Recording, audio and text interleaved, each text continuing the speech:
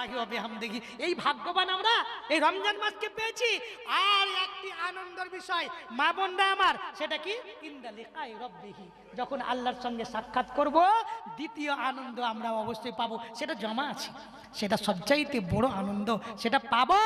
এবং একজন রোজাদারের মুখের গন্ধের কথা আল্লাহ বলেছেন, সেটা কি? ওয়ালা খালুফু ফামিস সাইমি আতিয়াবু ইনদাল্লাহি মিন রিহিল মিস্ক। মিস্ক হলো পৃথিবীর বুকে সবচাইতে দামি, সবচাইতে সুগন্ধ সেন্ট। সেই সেন্টের চাইতে আপনার কাছে আমার মুখের গন্ধ, আপনার মুখের গন্ধ আমার কাছে হয়তো একটু খারাপ হতেই পারে। বলছে রোজা করেছে যেহেতু আমাকে সন্তুষ্ট করার জন্য, তার জন্য তার মুখের গন্ধ আমার কাছে প্রিয়। আর একটা কথা শুনে নাও, ওয়াসসাওমু জুন্নাতুন, পৃথিবীর সমস্ত মানুষ রোজাদার তোমার জন্য ঢাল। কিসের ঢাল? জাহান্নাম থেকে বাঁচার জন্য, জাহান্নাম থেকে বাঁচার জন্য। অতএব যখন আপনাদের কারো রোজার দিন হবে, রোজার দিন, সেদিন অন্তত আপনার সঙ্গে কেউ যদি ঝগড়া, আপনি সেদিন বেশি কথা বলবেন না, কাউকে গাল দিবেন না, মিথ্যা কথা বলবেন না, একেবারে শালীনভাবে চলবেন, তাহলে আল্লাহ আপনার গুনাহ খাতা মাফ করে দিবে। আরেকটা কথা আপনাকে বলে দিই, যদি রমজান মাসে আপনার সঙ্গে কেউ কথা কাটাকাটি করে, আপনাকে কেউ গালি দেয়, আপনার সঙ্গে কেউ ঝগড়া করে, তা আপনি একজন রোজাদার হিসেবে বলবেন ইন্নী সাইমুন, ভাই আমি রোজা আছি, তোমার সঙ্গে আমি তর্কে যাব না, আমি তর্ক করব না। একটু বলেন, লক্ষ লক্ষ কোটি কোটি নাকি পাবেন কি? আল্লাহ বলছে রোজা রেখেছে আমার জন্য, বদলা দেব আমি নিজের হাতে। এই কথা বলতে যদি পারেন জীবনে একবার, আপনার সঙ্গে কেউ ঝগড়া করছে, মারামারি করছে, তো আপনি বলে দেন ইন্নী সাইমুন। আল্লাহু আকবার। তো যাক, অনেক কথা আছে, অনেক কথা, অনেক কথা। রমজান সম্পর্কে যত কথা বলবো সবই কম হবে। তাও একটা হাদিস আর বলে দিই। আল্লাহর রাসূল সাল্লাল্লাহু আলাইহি ওয়াসাল্লাম বলছেন, জান্নাতের কয়টা গেট আছে বলেছিলাম? 8টা। আজকে বলিনি, অন্যদিন বলেছি। জান্নাতের 8টা গেট, একটা স্পেশাল গেট রোজাদারের জন্য, কি? আর রাইয়ান। আল্লাহর রাসূল বলছেন, যারা দান করেছে ওরা বাবুর সাদাকা দিয়ে জান্নাতে যাবে, যারা জিহাদ করেছে ওরা বাবুল জিহাদ দিয়ে জান্নাতে যাবে, যারা নামাজ পড়েছে ওরা বাবুর সালাত দিয়ে জান্নাতে যাবে, আর রোজাদাররা বাবুর রাইয়ান দিয়ে জান্নাতে যাবে। এই জান্নাতের এত একটা নির্দিষ্ট গেট, একটা দরজা, লা ইয়াদখুলু মিনহু আহাদুন, এই গেট দিয়ে অন্য কেউ যেতে পারবে না রোজা ছাড়া, খালি রোজাদাররাই যাবে। আবু বকর সিদ্দিক জিজ্ঞেস করছেন, হাদিসটা শুনেন।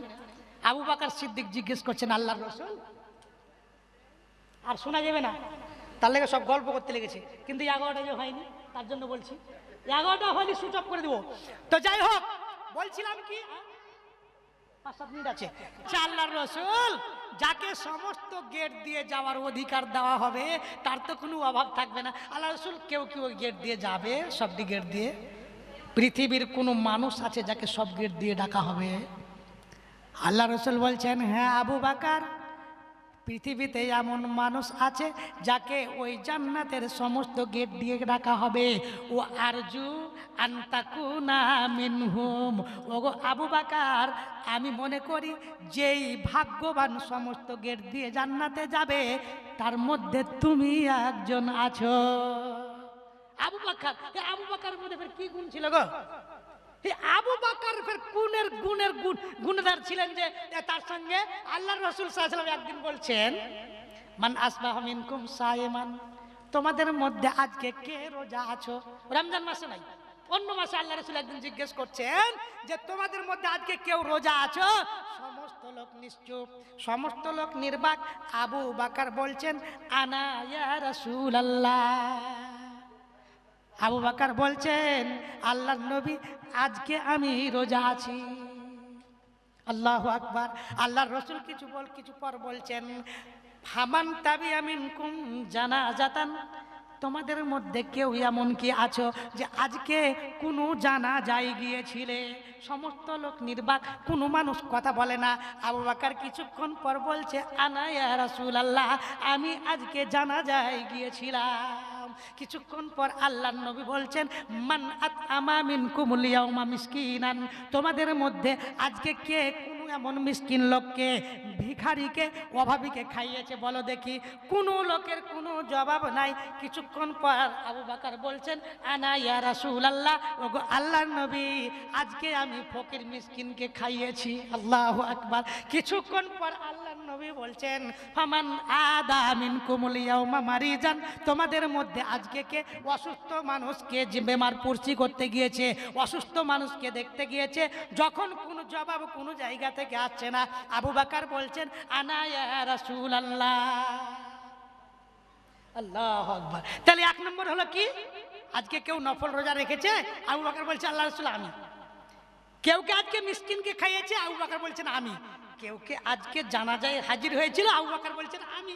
কেউ আল্লাহর রাসূল বলছেন তোমাদের মধ্যে আজকে কেউ অসুস্থ মানুষকে দেখতে গেছে, আবু বকর বলছেন আমিন। আল্লাহ রাসূল বলছেন মাজতামানা ফি ইমরিন ইল্লা দাখালাল জান্নাতা।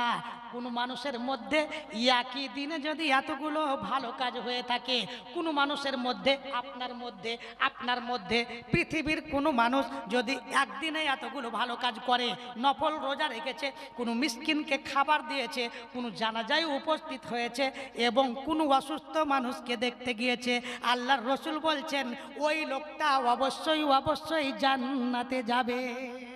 আমরাও করতে পারি নাকি নফল রোজা? এই পবিত্র রমজান মাসে রোজা রেখে আছি, কোনো মিসকিনকে, এ ভাই আজ আমার বাড়িতে ইফতারি করিও, বলে দিলাম ইফতার করবে। কোনো অসুস্থ মানুষকে দেখতে গেলাম, যেতে পারি না? কেউ মারা গেল, বাড়িতে গেলাম।